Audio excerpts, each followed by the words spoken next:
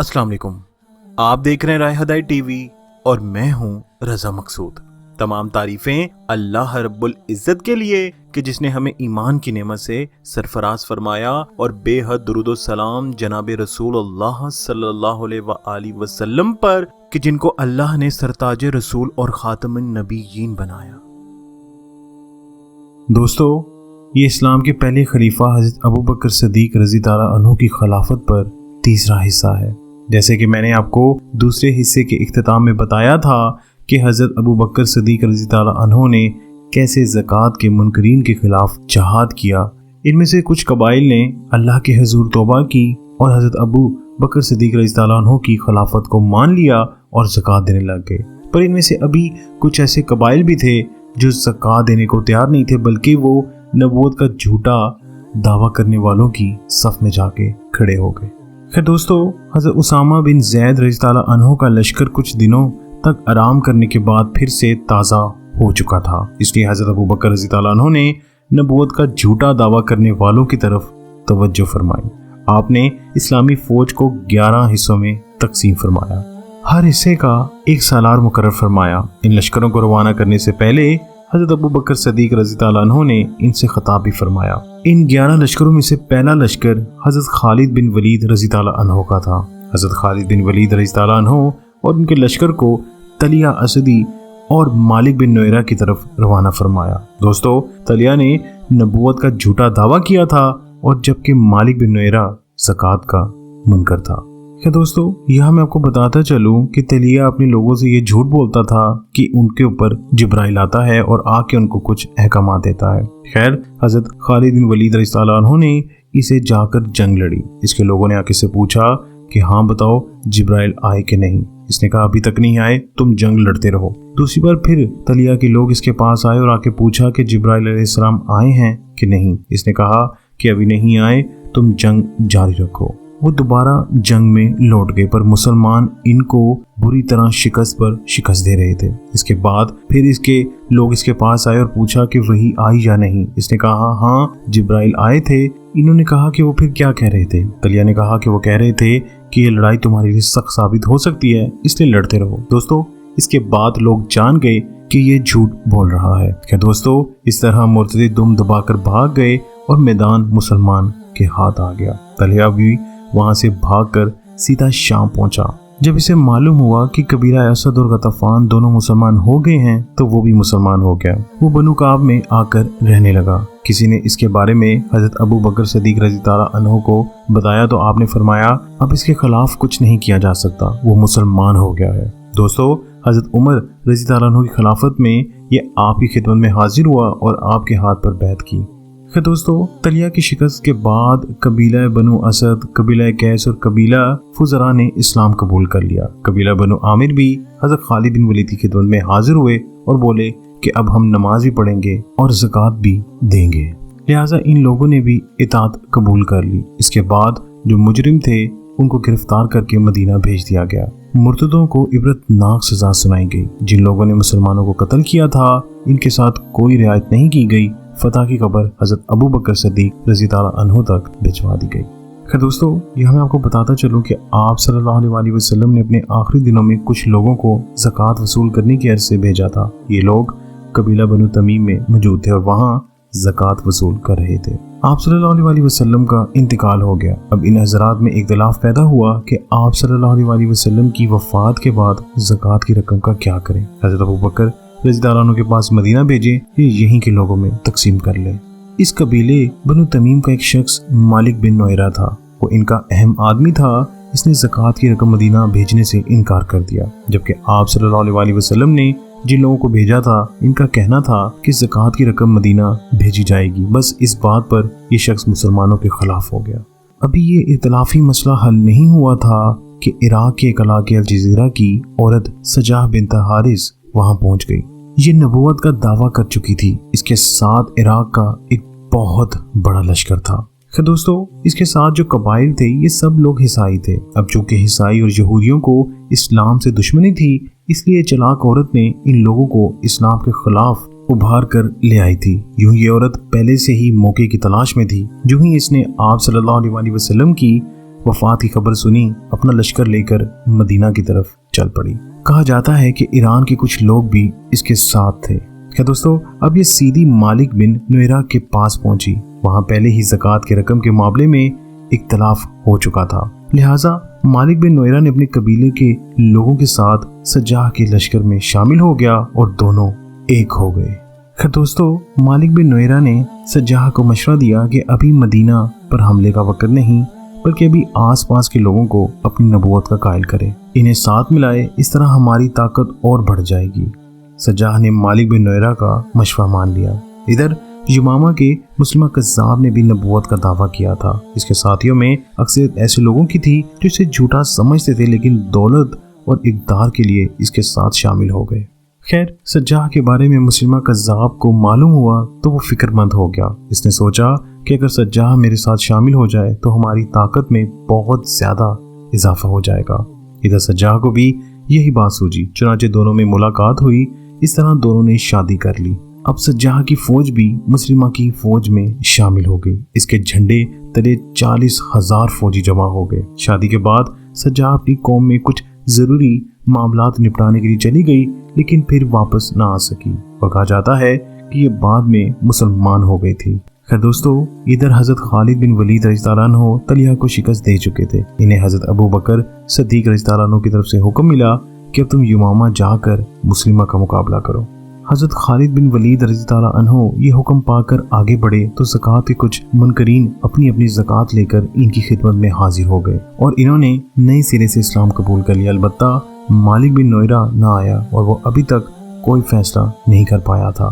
حضرت خالد بن ولید رضی اللہ عنہ سے مقابلہ کرنے کی ہمت بھی اس میں نہیں تھی، اس لیے اس نے اپنے لوگوں کو منتشر کر دیا۔ حضرت خالد بن ولید وہاں پہنچے تو میدان صاف تھا۔ انہوں نے اعلان کر دیا کہ جو لوگ نماز پڑھیں، زکوٰۃ دیں، انہیں کچھ نہ کہا جائے، جو ایسا نہ کرے انہیں سزا دی جائے۔ اسلامی لشکر کے کچھ لوگ جب مالک بن نویرہ کے علاقے میں پہنچے تو انہوں نے اسے قتل کر دیا، کیونکہ ابھی تک اس نے زکوٰۃ کے بارے میں کوئی اعلان نہیں کیا تھا۔ زکوٰۃ لے کر حضرت خالد بن ولید رضی اللہ عنہ کے پاس آیا تھا۔ اس مقام سے اسلامی لشکر یمامہ کی طرف بڑھا۔ حضرت ابو بکر صدیق رضی اللہ عنہ نے حضرت خالد رضی اللہ عنہ سے پہلے ایک لشکر حضرت اکرمہ رضی اللہ عنہ کی قیادت میں مسلمہ کی طرف روانہ کیا تھا، لیکن انہیں ہدایت دی تھی کہ جا کر ابھی حملہ نہ کریں۔ ان کی مدد کے لیے آپ نے دوسرا لشکر شرجیل رضی اللہ عنہ کی قیادت میں روانہ فرمایا تھا۔ پر دوستو، حضرت اکرمہ رضی اللہ عنہ نے جاتے ہی مسلمہ کے لشکر پر حملہ کر دیا۔ شرجیل رضی اللہ عنہ کے لشکر کا انتظار نہ کیا۔ اس طرح انہوں نے مسلمہ کے لشکر کے ہاتھوں شکست کھائی، کیونکہ مسلمہ تو اس وقت تک بہت طاقت پکڑ چکا تھا۔ حضرت ابو بکر صدیق رضی اللہ عنہ کو یہ اطلاع ملی تو آپ رضی اللہ عنہ حضرت اکرمہ رضی اللہ عنہ پر بہت ناراض ہوئے اور انہیں ایک دوسرے محاذ پر جانے کا حکم دیا، اور حضرت شرجیل رضی اللہ عنہ کو آپ نے حکم فرمایا کہ وہیں ٹھہریں اور حضرت خالد بن ولید کا انتظار کریں۔ حضرت ابو بکر صدیق رضی اللہ عنہ کا حکم پا کر حضرت خالد بن ولید رضی اللہ عنہ یمامہ کی طرف بڑھے، یہاں تک کہ شرجیل رضی اللہ عنہ سے آ ملے۔ حضرت خالد رضی اللہ عنہ کے اس لشکر میں حضرت ابو بکر صدیق رضی اللہ عنہ نے بڑے بڑے نامی گرامی مہاجرین اور انصار کو بھی شامل کیا تھا۔ چنانچہ مہاجرین کے دستے کے سردار ابو حذیفہ رضی اللہ عنہ اور حضرت عمر رضی اللہ عنہ کے بھائی حضرت زید رضی اللہ عنہ تھے۔ انصار کا دستہ حضرت ثابت بن قیس رضی اللہ عنہ کی قیادت میں تھا۔ مسلمہ کذاب اس وقت یمامہ کے علاقے اکربہ میں ڈیرے ڈالے ہوئے تھا۔ تاریخ کی کتابوں میں اس کی فوج کی تعداد 40,000 سے 60,000 تک لکھی گئی ہے۔ خیر، صبح ہوئی تو حضرت خالد بن ولید رضی اللہ عنہ نے اپنے لشکر کو اس طرح ترتیب دی کہ دائیں بازو پہ حضرت زید بن خطاب رضی اللہ عنہ کو مقرر فرمایا اور بائیں بازو پر حضرت اسامہ بن زید رضی اللہ عنہ کو مقرر فرمایا۔ خود کو درمیان میں رکھا۔ ادھر مسلمہ اپنے لشکر کو ترتیب دے رہا تھا۔ آخر دونوں لشکر ایک دوسرے کی طرف بڑھے۔ اسلامی لشکر میں مہاجرین کا جھنڈا حضرت سالم رضی اللہ عنہ کے ہاتھ میں تھا۔ یہ قرآن کے حافظ تھے، جھنڈا لیے سب سے آگے بڑھے تو کسی نے کہا کہ اے سالم، اگر آپ شہید ہو گئے تو ایک قرآن کا حافظ جاتا رہے گا۔ یہ سن کر انہوں نے کہا کہ اگر میں اس بات کا اندیشہ کروں تو مجھ سے برا حافظ قرآن کون ہوگا۔ ادھر مسلمہ کی صفوں سے رجال آگے آیا۔ یہ شخص مسلمہ کا خاص آدمی تھا۔ اسی نے سب سے پہلے یہ جھوٹی خبر پھیلائی تھی کہ نعوذ باللہ جناب رسول صلی اللہ علیہ وآلہ وسلم نے مسلمہ کو اپنی نبوت میں شریک کر لیا ہے۔ اپنی صفوں سے باہر نکلا اور للکار کر کہا، کون ہے میرے مقابلے پر جو آئے؟ حضرت عمر رضی اللہ عنہ کے بھائی حضرت زید बिन खत्ताब रज़ी ताला अन्हु इसकी ललकार सुनकर आगे बढ़े।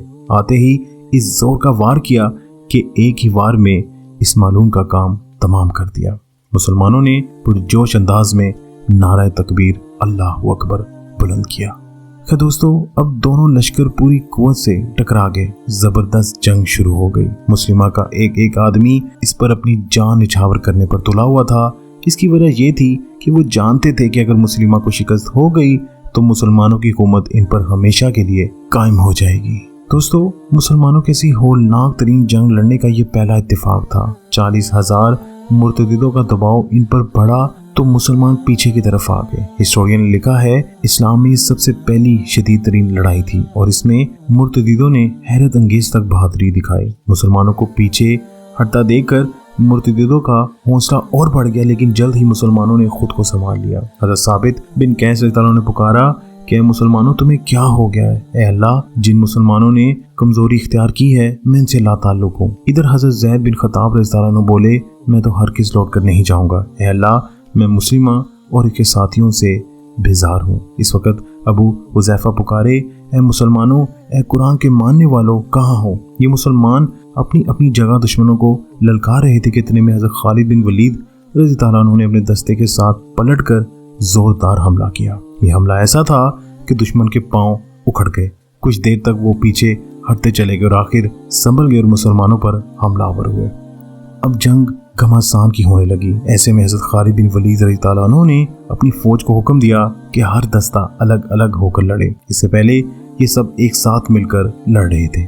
ये हुक्म मानने पर अलग अलग हो गए। अलग अलग होने पर हज़रत खालिद बिन वलीद रज़ी ताला अन्हु ने इनका जायजा लिया तो मालूम हुआ कि हज़रत ज़ैद बिन खत्ताब, हज़रत सालम और इनके आका हज़रत अबू हुज़ैफा रिज़वानुल्लाह अजमाइन शहीद हो चुके हैं। इधर मुस्लिमा अपनी जगह पर डटा खड़ा हुआ था।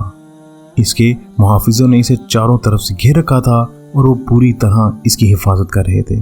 दोस्तों, इस वक्त हज़रत खालिद बिन वलीद रज़ी ताला अन्हु ने महसूस कर लिया कि जब तक मुस्लिमा और इसके हिफाजती दस्ता सलामत है, इन लोगों को शिकस्त नहीं दी जा सकती। चुनांचे इन्होंने जोरदार नारा लगाया और इस दस्ते पर टूट पड़े। इनकी तलवार बिजली की तरह हरकत कर रही थी। जो तलवार की जद में आया टुकड़े हो गया। इस सूरत हाल को देखकर मुस्लिमा खुद आगे बढ़कर मुकाबला करने का इरादा किया, लेकिन फिर खौफज़दा होकर पीछे हट गया। अब इसकी हालत ये थी कि कुछ चंद कदम आगे आता और कभी पीछे हट जाता। ये देखकर हज़रत खालिद बिन वलीद रज़ी ताला अन्हु ने अपने दस्ते को ललकारा कि बहादुरों, टूट पड़ो इन पर, ये बुज़दिल अब भागने को है। और वाकई मुस्लिमा का ज़ाब भागने लगा। इसके दस्ते में से किसी ने इससे कहा, ये क्या मुस्लिमा, तुम तो भाग रहे हो, तुम तो हमसे फतह का वादा करते थे, वो फतह कहाँ है? वो ये सुनकर ना रुका, खुद भाग रहा था, लेकिन अपनी फौज से कह रहा था, अपने हसब नसब के लिए लड़ो। ये कहता हुआ ये भागकर अपने बाग में आ गया। इस बाग के गिर्द बहुत मजबूत चारदीवारी थी। ये बाग दरअसल मुस्लिमा का किला था। मुस्लिमा खुद को यमामा का रहमान कहता था। इस तरह इस बाग का नाम भी रहमान का बाग था और इस किला नुमा बाग का दरवाजा बंद होने की वजह से मुसलमानों का लश्कर वहां पहुंचा। इन्होंने बाग को घेरे में ले लिया।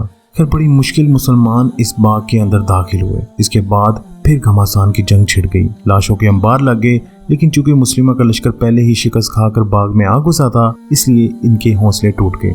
ज्यादातर इन्हीं की लाशें थी। ऐसे में हजरत वाशी रज़ी ताला अन्हु ने काम दिखा दिया। ग़ज़वा उहद में इनके हाथों आप सल्लल्लाहु अलैहि वसल्लम के चचा हजरत अमीर हमजा रज़ी ताला अन्हु शहीद हुए थे। इसके बाद ये मुसलमान हो गए और ये नेज़ा फेंकने के बहुत माहिर थे और अपनी सारी महारत से काम लेकर इन्होंने ताक कर हजरत हमजा रज़ी ताला अन्हु को नेज़ा मारा था। आज इसी महारत से काम लेकर इन्होंने मुस्लिमा पर नेज़ा फेंका और इस वार से मुस्लिमा जन्म रसीद हुआ और इस लश्कर में भगदड़ मच गई। वो सर पर पांव रख के भागे। मुसलमानों ने भागते दुश्मन का ताकुब किया और दूर तक इन्हें मारते काटते चले गए। दोस्तों, हज़रत खालिद बिन वलीद रज़ी ताला अन्हु ने मैदानी जंग का मुआयना किया और लाशों के ढेर में पड़ी मुस्लिमा की लाश को देखकर इत्मीनान जाहिर किया। इस रोज से इस बाग का नाम मौत का बाग मशहूर हो गया। मुस्लिमा के लश्कर के 10,000 से ज्यादा आदमी मारे गए, जबकि मुसलमानों में से 1200 शहीद हुए। मुर्तदीदों के साथ जितनी लड़ाइयां लड़ी गई थीं, ये इन सब में से बड़ी और सख्त जंग थी। इस जंग में बहुत बड़े बड़े नामवर सहाबा शहीद हुए, लेकिन चूंकि मुस्लिम इस वक्त इस्लाम का सबसे बड़ा दुश्मन था, इसके खिलाफ ये फैसला कुन जंग थी, इसलिए इस जंग के बाद मुसलमानों के कदम अरब में जम गए। इस्लामी फौज जब फतह का परचम लहराती मदीना में दाखिल हुई तो ये मदीना का चप्पा चप्पा मुबारकबाद की आवाज़ से गूंज उठा। 1200 मुसलमानों की शहादत का गम अपनी जगह था, لیکن اللہ کی حمد و ثنا اور مبارکباد کی گونج میں رنج و غم بہت کم ہو گیا تھا۔ دوستو یہیں پر میں تیسرے حصے کا اختتام کرتا ہوں، اور انشاءاللہ آنے والے اگلے حصے میں ہم یہ جاننے کی کوشش کریں گے کہ کیسے قرآن پاک کو اکٹھا کیا گیا اور پھر کیسے پورے عرب میں حضرت ابوبکر رضی اللہ عنہ نے جہاد کا سلسلہ جاری رکھا۔ اللہ سے دعا ہے کہ اللہ میں راہ ہدایت پر چلنے کی توفیق عطا فرمائے، ان لوگوں کی جس پر اللہ نے اپنا انعام فرمایا، نہ کہ ان لوگوں پر جس پر اللہ نے اپنا غضب اتارا۔